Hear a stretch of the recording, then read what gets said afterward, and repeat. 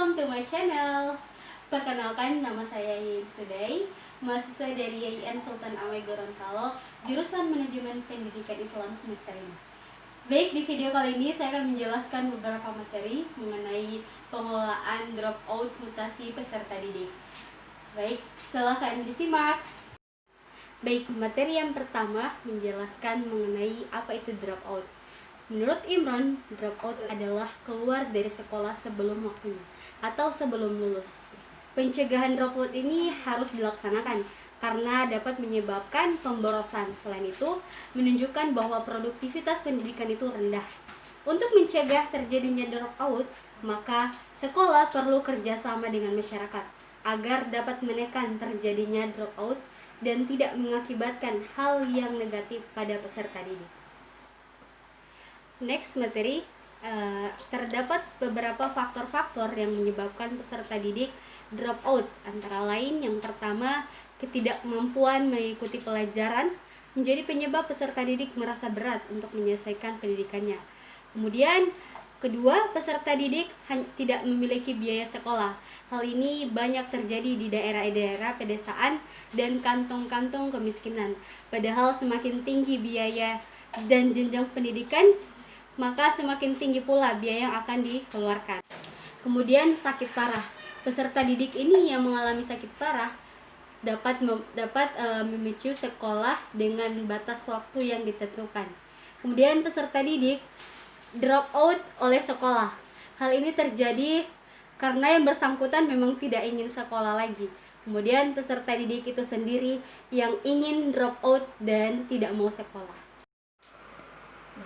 Pengelolaan dropout peserta didik. Kasus-kasus dropout demikian memang tidak selamanya dapat dipecahkan. Dalam pengertian, ada beberapa kasus peserta didik yang dropout, ada yang dapat dicegah dan ada yang tidak dapat dicegah. Pada peserta didik dropout karena alasannya biaya, masih dapat dicarikan jalan keluarnya karena memberikan beasiswa, mencarikan orang tua asuh dan sebagainya. Kemudian bersangkutan tidak mau lagi bersekolah, sangat sulit pemecahannya. Oleh karena itu, amanat wajib belajar dengan memberikan sanksi bagi orang tua yang anak-anaknya tidak sekolah bisa dijadikan sebagai sarana untuk menekan angka dropout. Next, pengertian mutasi peserta didik. Mutasi adalah perpindahan peserta didik dari kelas lain ke kelas yang lain, dari satu sekolah ke sekolah yang lain dengan alasan yang sejajar. Dapat dilakukan oleh peserta didik karena mereka berhak untuk mendapatkan layanan pendidikan sesuai dengan yang mereka butuhkan dan minat. Sesuai dengan kewenangannya, perpindahan peserta didik ini hanya dalam hal sebagai berikut. Yang pertama, siswa merupakan anak PNS, TNI, atau Polri yang dimutuskan diri menunjukkan surat keterangan pindah tugas dari orang tua siswa tersebut. Yang kedua, siswa yang bukan dari PNS dan TNI dan Polri harus melengkapi fotokopi KTP orang tua dan surat keterangan pindah dari tempat sekolah.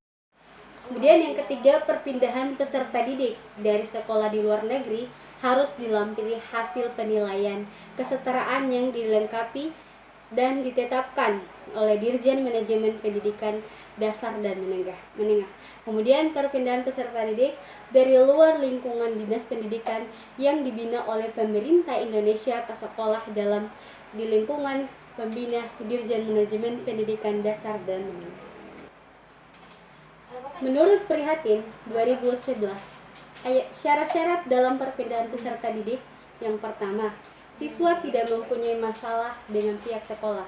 Yang kedua, apabila mempunyai nilai yang memuaskan atau dinyatakan naik kelas, siswa dapat berpindah. Kemudian, yang ketiga, perpindahan siswa harus mendapat persetujuan tertulis dari institusi. Baiklah, itulah materi tadi yang bisa saya paparkan. Semoga bermanfaat untuk kita semua. Akhir kata dari saya, wassalamualaikum warahmatullahi wabarakatuh.